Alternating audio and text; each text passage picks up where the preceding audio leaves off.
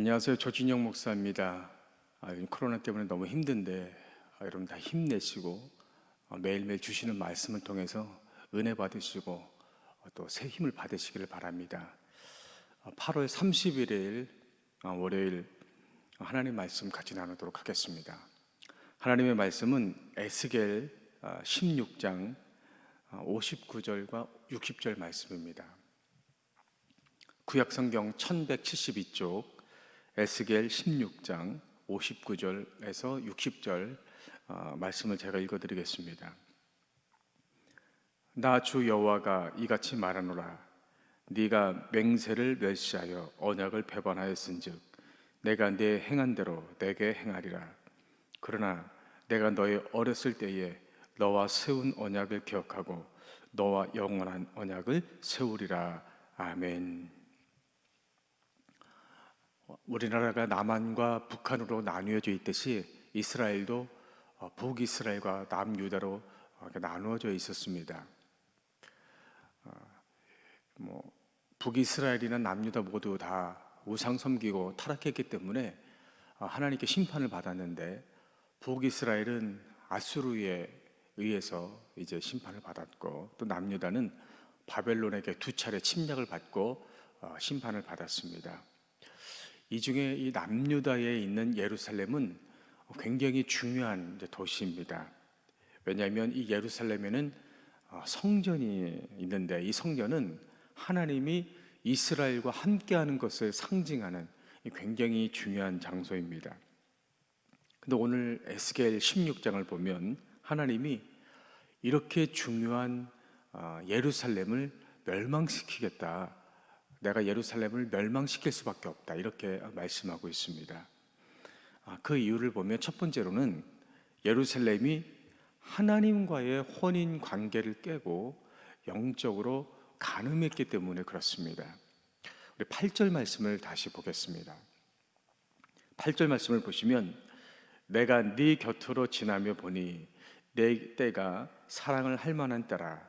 내 옷으로 너를 덮어 벌거벗은 것을 가리고 내게 맹세하고 언약하여 너를 내게 속하게 하였느니라. 나 주 여호와의 말이니라. 여기서 내 옷으로 너를 덮어 벌거벗은 것을 가리고, 이 말씀의 의미는 남자가 여자에게 결혼을 약속할 때 하는 이제 그런 말입니다. 그러니까 하나님은 성전이 있는 예루살렘과 영적으로 혼인 관계를 맺으셨다는 거예요. 그래서 13절에 보면 이제 하나님이 만왕의 왕이시기 때문에 하나님과 혼인 관계를 맺은 이 예루살렘은 왕비와 같은 존재가 되었다고 말씀합니다. 그러니까 요즘 말로 하면 별 볼 일 없는 신데렐라가 왕자와 결혼해서 왕비가 된 것과 마찬가지입니다.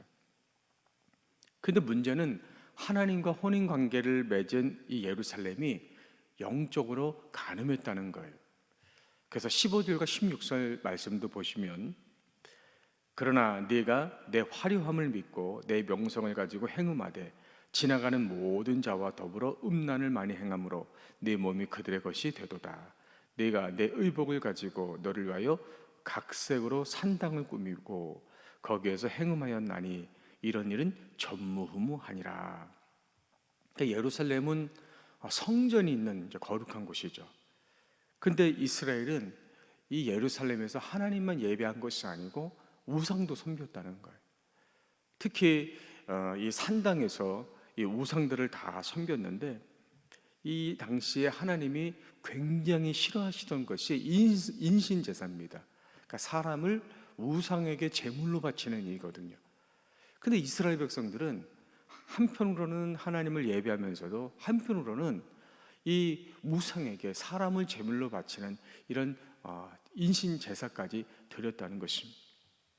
게다가 26절에 보면 하나님만 의지한 것이 아니고 주변에 있는 애굽이라고 하는 강대국도 같이 의지했던 그런 것을 볼 수가 있습니다. 이렇게 하나님과 영적인 혼인 관계를 맺은 이스라엘은 하나님만 섬긴 것이 아니고 또 우상을 섬겼기 때문에, 또 다른 나라를 의지했기 때문에 영적으로 가늠한 겁니다. 그렇기 때문에 하나님과의 그 관계가 깨질 수밖에 없고 이제 멸망을 받을 수밖에 없는 것입니다. 여러분, 부부 사이에 다른 것은 다 용납이 돼도 간음은 용납될 수가 없습니다. 왜냐하면 간음은 이 부부 사이에 가장 중요한 신뢰관계를 깨뜨리는 것이기 때문에 그렇습니다. 마찬가지로 우리가 신앙생활하면서 다른 건 몰라도 하나님 외에 우상을 섬기는 것은 용납될 수가 없어요. 왜냐하면 우상을 섬기는 것은 영적으로 간음하는 것이기 때문에 하나님과 우리의 그 영적인 관계, 부부 관계를 깨뜨리는 겁니다. 그러면 여러분 중에 이렇게 말씀하는 분들이 계실 겁니다. 우리는 하나님만 믿고 다른 종교를 믿지 않습니다. 우리는 우상 섬기지 않습니다. 우리는 지금까지 교회도 잘 다녔었고 또 봉사도 열심히 했었습니다. 그렇기 때문에 하나님과 우리와의 관계에는 아무 문제가 없습니다. 이렇게 말하는 분도 계실 거예요. 그러나 오늘날 많은 성도들이 하나님 외에 섬기는 우상이 있어요. 그 우상이 뭐냐면 바로 자기 자신이라는 우상입니다. 그러니까 사람들은 대개 자녀를 우상으로 섬기고 돈을 우상으로 섬기고 또 육체의 정욕이나 쾌락을 우상으로 섬깁니다. 근데 사람들이 이런 것들을 우상으로 섬기는 이유가 있는데 그것은 바로 자기 자신을 위해서라는 거예요. 어느 기사를 보니까 코로나 시대에 이 성도들의 신앙의 취향이 바뀔 것이다 이렇게 말을 하고 있습니다.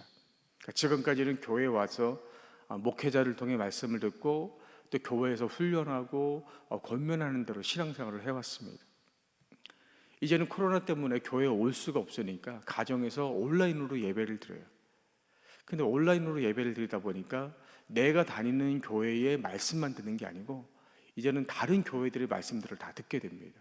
그게 문제라는 게 아니라 진짜 문제는 지금까지는 내가 섬기는 교회에서 그 목회자가 주시는 말씀을 들었는데 이제는 내가 듣고 싶은 설교를 찾아 듣는다는 것. 하나님이 나에게 주시는 말씀을 들으려고 하는 게 아니고 내가 좋아하는 설교, 내가 좋아하는 그 듣고 싶어하는 그 설교를 찾아서 여기저기서 그것만 듣는다는 것입니다. 신앙의 주체가 하나님이나 교회가 아니라 이제는 내가 신앙의 주체가 되는 거예요. 하나님 중심, 교회 중심의 신앙생활을 하는 게 아니라 나 중심의 신앙생활을 이제 하게 되는 것입니다. 이것이 곧 내 자신이 우상이 되는 것입니다. 여러분, 신앙생활은 하나님만 믿고 하나님만 위하는 것입니다. 하나님 외에 다른 것을 믿는다면 그것은 다 우상이에요. 또 하나님 믿는다고 하면서 사실은 내 자신만을 위한다면 그것이 곧 우상이라는 것입니다. 결혼을 앞둔 신부에게 가장 중요한 것이 순결을 지키는 것이듯이 영적으로도 오직 하나님만 믿고 하나님만 위하는 것, 이것이 영적인 순결을 지키는 것입니다. 두 번째로 예루살렘이 멸망을 당할 수밖에 없었던 이유는 영적으로 가늠한 것인데 이들이 왜 영적으로 가늠했느냐? 그것은 이들이 버려진 아이와 같은 그 자신을 하나님이 왕비로 삼아주신 그 은혜를 잊어버렸기 때문에 그렇습니다. 5절 말씀을 좀 보겠습니다. 5절 말씀을 보시면 아무도 너를 돌보아 이 중에 한 가지라도 내게 행하여 너를 불쌍히 여긴 자가 없었으므로 네가 나던 날에 내 몸이 천하게 여겨져 내가 들에 버려졌느니라. 지금 예루살렘 성전이 세워진 이 가나안 땅은 원래 원주민들이 살던 곳이거든요. 이 원주민들이 우상을 섬기던 곳입니다. 그래서 영적으로 보면 이 예루살렘이라고 하는 도시는 우상을 섬기던 도시거든요. 그래서 이곳에 들어와서 여기서 태어나서 살고 있는 이 이스라엘 백성은 영적으로 보면 우상을 섬기던 곳에서 태어나서 어미에게 버림받은 영적으로 고아와 같은 그런 신세들입니다. 근데 하나님이 이들을 불쌍히 여기셔서 이곳에 성전을 짓게 하시고 또 하나님을 예비하는 영적인 신부로 삼아 주신 거예요. 그 결과 이스라엘은 거룩한 하나님 나라가 된 것이고 또 주변의 그 어떤 나라들도 함부로 할 수 없는 그런 하나님의 나라가 된 것입니다. 근데 이스라엘은 이러한 하나님의 은혜를 다 잃어버리고 그 땅에 있는 그 우상들을 섬기고 또 하나님을 의지하는 대신에 그 주변에 있는 애굽을 의지한 것입니다. 왜 그러냐면 이들에게는 탐심이 있었어요. 그 마음속에 하나님의 은혜를 받았음에도 불구하고 그 은혜만으로 만족하지 못하고, 또 하나님이 계신데도 하나님만으로 만족하지 못하는 그 탐심이 그 안에 있었던 것이죠. 그 탐심 때문에 하나님께 받았던 은혜를 다 잊어버리고 결국에는 영적으로 간음할 수밖에 없었던 것입니다. 어느 목회자가 고백하기를, 하나님이 오죽했으면 자신을 목회자로 세우셨겠냐는 거예요. 그 무슨 말이냐면, 대부분의 사람들은 목회자들이 예전부터 신앙생활 잘하다가 믿음이 좋아서 나중에 목회자가 된다 이렇게 생각을 합니다. 근데 이분은 자기의 과거가 얼마나 엉망으로 살았으면 이제라도 제대로 신앙생활을 하라고 자기를 목회자로 세우셨다는 거예요. 그러니까 자기가 믿음이 좋아서 목회자가 된 것이 아니고 하나님의 은혜로 목회자가 돼서 지금 목회자의 삶을 살게 된 것이라는 것입니다. 여러분, 우리가 살면서 힘들고 어려웠던 과거는 다 잊어버려도 하나님의 은혜만큼은 잊으면 안 됩니다. 그러니까 하나님의 은혜를 잊어버리게 되면 우리 안에서 이 탐심이 일어날 수밖에 없는 것. 그 탐심 때문에 은혜를 잃어버리고 우리가 우상을 섬길 수밖에 없는 겁니다. 그래서 은혜를 잃어버리지 않으려면 첫 번째로는 일부러 그 낮은 자리로 가야 됩니다. 그러니까 은혜가 없었던 자리로 가야 돼요. 그래서 이스라엘 백성이 지난날 하나님께 받은 은혜를 잊지 않으려고 했던 것들이 뭐냐면 절기를 지키는 거죠. 그래서 지난날 하나님의 애굽에서 구원하신 은혜를 잊지 않기 위해서 이들은 유월절이라는 절기를 지켰어요. 또 광야에서 40년 동안 받았던 은혜를 잊지 않기 위해서 장막절을 지킨 겁니다. 이렇게 이들이 은혜 받기 전에 그 고통의 자리, 그 어려움의 자리에 다시 가서 그곳에서 하나님께 받았던 은혜를 이들은 기억하고 잊지 않았던 겁니다. 그래서 우리가 지금은 물론 코로나 때문에 힘들지만 지금보다 더 어려웠던 자리, 우리가 은혜 받기 전에 그 고통의 자리, 그 자리로, 그 낮은 자리를 일부러 가는 거죠. 그래서 우리가 이렇게 힘들고 어려운 자리에 있었는데 하나님의 은혜로 말미암아 우리가 지금 이렇게 축복의 자리, 또 은혜 자리에 있게 됐다는 것을 고백하는 것입니다. 두 번째로는 하나님께 적극적으로 감사를 표현하는 것입니다.